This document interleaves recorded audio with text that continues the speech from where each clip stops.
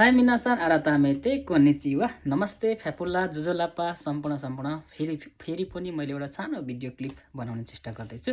धेरैजना विद्यार्थीहरूको प्रश्न चाहिँ तपाईहरुको चाहिँ कुन भिजामा जापान आउँदाखेरि चाहिँ बेस्ट होला भन्ने खालको प्रश्नहरू आएको हुनाले गर्दाखेरि मेरो सल्लाह मेरो सुझाव चाहिँ अब विभिन्न भिजामा आइरहेको छ जापानमा हैन। ट्रेनिङ भिजा, तपाईको चाहिँ ब्याचलर भिजा, तपाईको चाहिँ स्टुडेन्ट भिजा, अनि अहिलेको लहर भनेको एसएसडब्ल्यू भिजा र सबैभन्दा बेस्ट भिजा भनेको नै एसएसडब्ल्यू भिजा हो जस्तो लाग्छ मलाई मेरो विचारमा।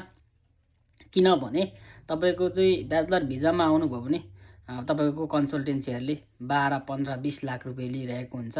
स्टुडेन्ट भिजामा आउँदा पनि 12, 15 लाख लागिहाल्छ हैन।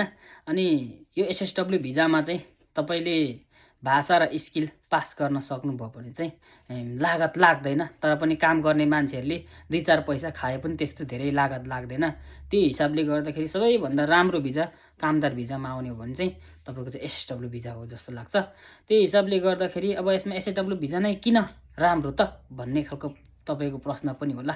एक नम्बरमा उमेरको हद हुँदैन यहाँ र एजुकेसनसँग म्याटर गर्दैन।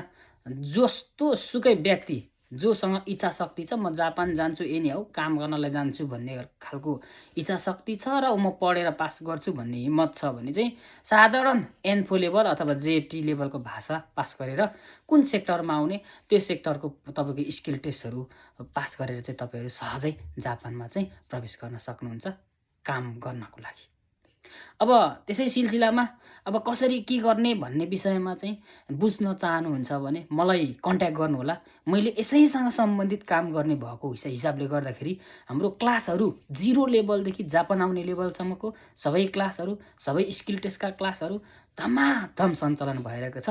त्यही हिसाबले गर्दाखेरि तपाईहरु जापान नै आउनुहुन्छ, जापानमा आएर भविष्य बनाउन चाहनुहुन्छ भने प्लिज हामीलाई सम्झिनु होला। हामीले अनलाइन माध्यमबाट 0 लेभलदेखि सबै लेभलको क्लासहरु सञ्चालन गर्दै आइरहेका छौं है त।